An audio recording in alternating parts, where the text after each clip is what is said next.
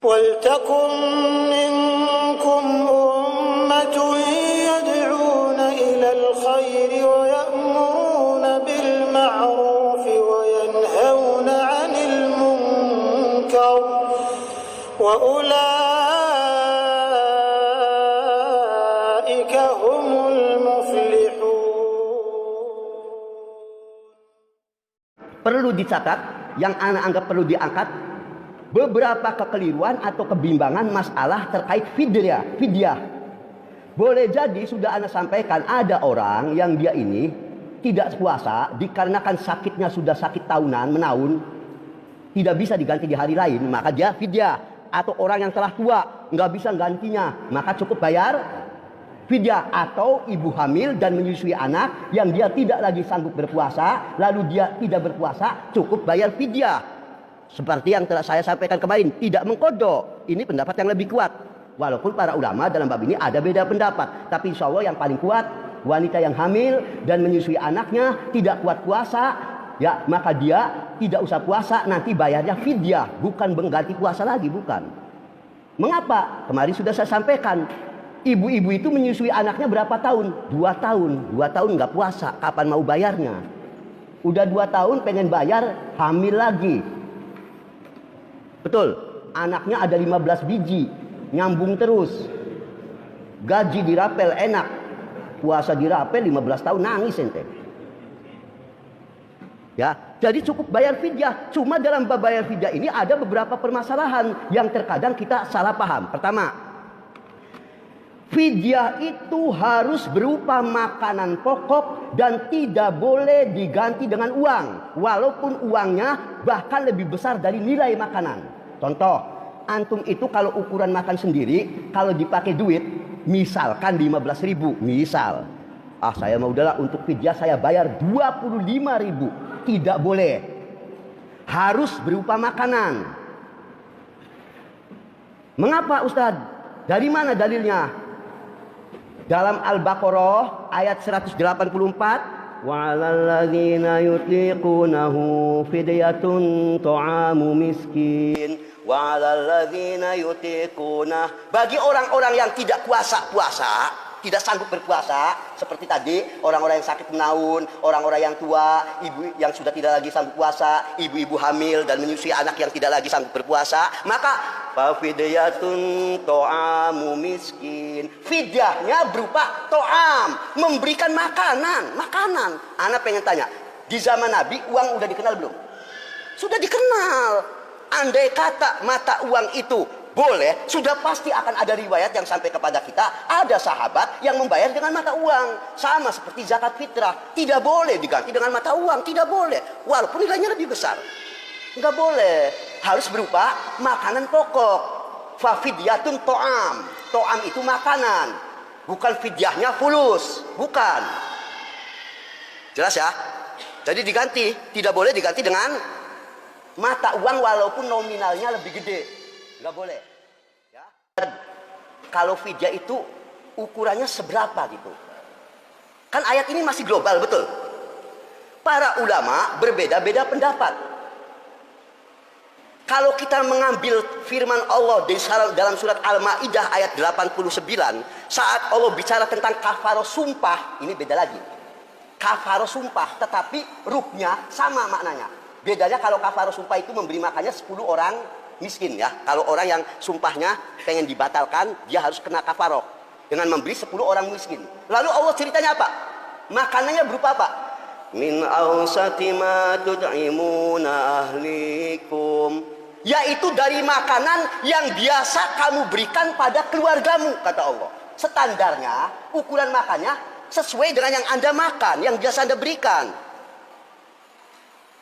Di sini memang ulama berbeda-beda pendapat. Sebagai gambaran, ikhwan, Ibnu Abbas radhiyallahu anhu, dan ini juga didukung oleh fatwa dari Lajnah Daimah, ulama-ulama Saudi, itu berpendapat 1 kali Anda batal puasa per jiwa 1 orang, itu memberi fidyahnya kalau pakaian ukurannya kurang lebih 1,5 kilogram makanan pokok. Kalau beras 1,5 kilo. Jadi kalau Anda nanti batal selama 30 hari full, seperti siapa? Orang yang sudah tua, yang nggak ada harapan untuk mengganti, atau yang sakitnya permanen nggak mungkin mengganti, tinggal dihitung sehari 1,5 kilogram kalikan 30 berapa? 1,5 kali 30 matematika bisa beli tuh, bingung setengah kali, kesuwen ya. Berarti nanti bayarnya segitu 45 kilogram kalau pakai kilogram kurang lebih standar. Ini menurut Ibnu Abbas radhiyallahu anhuma dan didukung kibarul ulama. Bisa dipahami, ikhwan? Sebenarnya, ikhwan, Nabi SAW memang tidak menentukan batasan persisnya. Maka kalau Syekh Al-Utsaimin rahimahullah dikembalikan kepada ukuran standar yang wajar, yang layak, yang bisa bikin kenyang orang miskin. Begini contohnya. Hari ini antum yang sedang berbuka, yang tidak berpuasa, makannya pakai ikan ayam. Fidyahnya ya pakai ikan ayam. Jangan pas buka pakai ikan ayam, fidyah tempe. Nangwek temen ya. Standarnya sama, minimal sama dengan yang kita makan. Anda hari ini makannya bersama apa? Ya, standarnya ya gitu. Jangan ini mah kalau buka sate kambing, wah, marag apa lengkap. Pas fidyah, tukuna tempe be kurang ewu ku joli telu. La ilaha illallah. Pas fidyah tempe yang 2003 potong. Ini orang enak sendiri, dia aja nggak mau makan. Pas untuk orang miskin nasinya tempe yang 2000 dapat 5 biji lagi. Yang bener aja, fidyahnya minimal standarnya sama dengan yang kita makan. Perlu dicatat, ikhwan, apakah fidyah itu diberikan setiap waktu? Setiap hari kita batal, hari ini kita nggak puasa, sorenya fidyah, atau boleh nanti direkapitulasi aja di akhir gitu. Contoh begini, ada seorang yang sudah tua, dia masih sanggup puasa di hari 1 sampai hari 5, tapi mulai masuk hari ke-6 dia tidak puasa dan tidak kuat lagi untuk membayar, mengganti di hari lain, udah uzur sekali. Maka berarti berapa hari dia nggak puasa? Kalau jumlah puasanya 29 hari, berarti 24 hari dia nanti tidak akan puasa. Apakah menggantinya hari ke-6? Ya, dia mulai tidak puasa. Hari itu sorenya bayar fidyah. Ataukah boleh nanti dihitung aja terakhir, rekapitulasi. Ya, 24 hari. Maka ikhwan, sebagaimana difatwakan oleh Syekh bin Baz rahimahullah dan ulama-ulama lain, boleh Anda memilih apakah Anda pengen buka bayar fidyahnya tiap hari, mau nanti dibagi per minggu, atau nanti setelah Ramadan selesai rekapitulasi aja terakhir. Boleh, seenaknya. Contoh begini supaya antum paham. Hari ini hari ke-6 orang tua Anda yang sudah sepuh nggak puasa hari ke-6, betul? Terus nih bakalan sampai hari akhir dia nggak akan puasa lagi, nggak kuat. Boleh antum caranya 6 hari. Hari ke-6 nggak puasa. 6, 7, 8, 9, 10. Berarti berapa hari? 6, 7, 8, 9, 10. 5 hari. 5 hari baru dibayar. 5 hari. Kayak orang gajian. Fidyah keluarkan.